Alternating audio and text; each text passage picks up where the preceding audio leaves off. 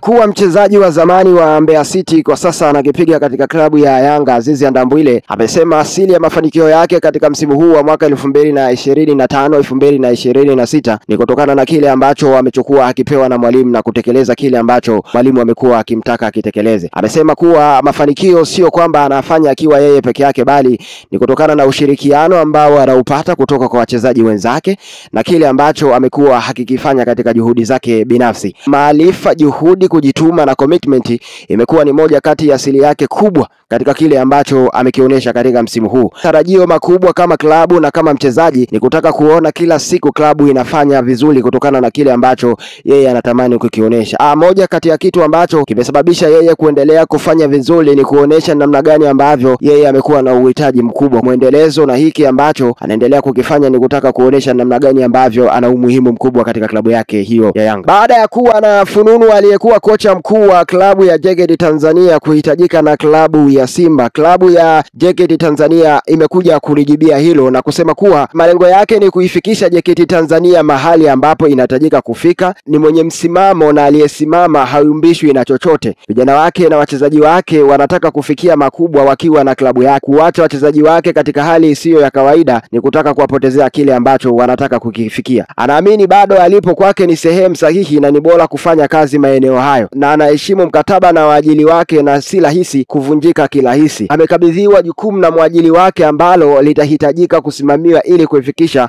JKT Tanzania katika nchi ya ahadi. Tamanio lake ni kufanya kazi kwa uhuru, utulivu na kwa amani. Alipo sasa moyo wake ndipo ulipo. Haoni cha ziada atakachokipata kwingine endapo akiondoka katika klabu yake. Na katika habari za kimataifa, Ureno Jose Mourinho ametamba kuinyamazisha Chelsea katika mechi ya ligi ya mabingwa Ulaya itakayochezwa leo Septemba 30 mwaka 2025 kwenye uwanja wa Stamford Bridge jijini London. Chelsea inakaribisha Benfica uwanjani hapo ikiwa na kumbukumbu mbaya ya kupoteza mechi ya Premier League dhidi ya Brighton mwishoni mwa wiki hii iliyopita, hali ambayo ilizua sintofahamu kwa mashabiki wa The Blues ambao wameonyesha kutopendezwa na matokeo hayo. Mourinho amesema kwa sasa Chelsea haina makali kama miaka kadhaa iliyopita, hivyo atahakikisha kikosi chake kinatumia madhaifu hayo kuibuka na ushindi utakaowapa pointi 3. Mourinho ametangazwa kuwa kocha mkuu wa Benfica wiki iliyopita baada ya kuachana na klabu ya Fenerbahce ya nchini Uturuki. Mourinho amewahi kuwa kocha wa Chelsea katika vipindi viwili tofauti. Mara ya kwanza ilikuwa ni mwaka 2004 hadi 2007, kisha mwaka 2013 hadi 2015.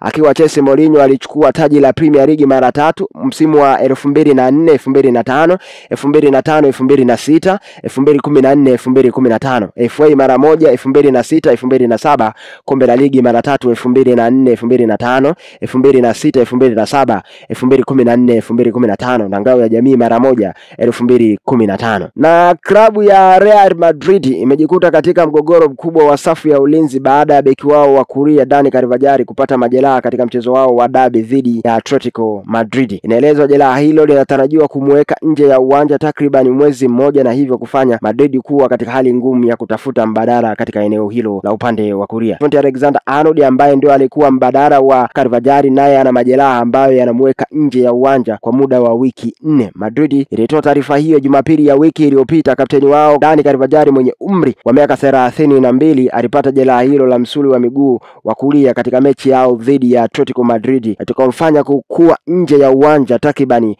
wiki 4 mfululizo. Kwa sasa Real Madrid inaweza kumchezesha Federico Valverde katika eneo hilo au nyota Paul Asensio, ingawa ufanisi wao ni tofauti na Dani Carvajal pamoja na Trent Alexander-Arnold. Na taarifa kutoka Manchester United zinadai kocha wa Crystal Palace Brighton miongoni mwa makocha ambao wanatarajiwa kuchukua mikoba ya Ruben Amorim katika klabu ya Manchester United. Amorim amepata kichapo chake cha 17 cha ligi kuu Uingereza weekend iliyopita baada ya kupoteza kwa idadi ya mabao 3-1 dhidi ya Brentford. Hiyo ilikuwa ni mechi yake ya 33 ya EPL kusimama kama kocha mkuu wa Man United tangu ajiunge nayo mwaka jana. Amorim bado amekuwa na matokeo mabovu, lakini uongozi wa klabu hiyo bado una imani naye, kwani ataweza kuifikisha Man United katika malengo ambayo wamejiwekea.